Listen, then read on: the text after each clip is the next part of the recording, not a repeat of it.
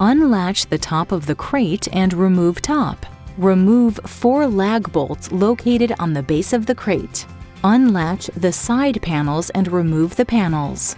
Unwrap the plastic visqueen away from the machine. Loosen the 4 bolts on the base of the machine skid. Use a 17 mm open-ended wrench to loosen bolts.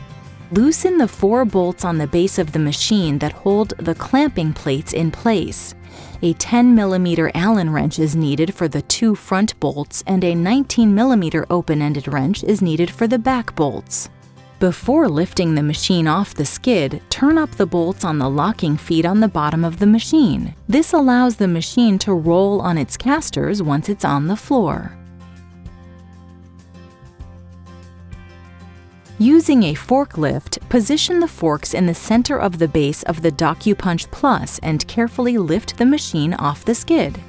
The machine is top-heavy, so care should be used lifting and moving unit. Move machine off skid and place the casters of the machine on the floor. Care should be used lifting and moving unit.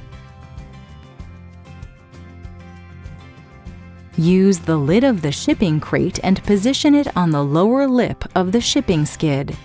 Set a large side panel with the smooth side facing up on the top of the top panel already in place. With the help of 2 or 3 people, roll the machine off skid using the ramp onto the floor. The machine is top-heavy, so extreme care should be used lifting and moving unit.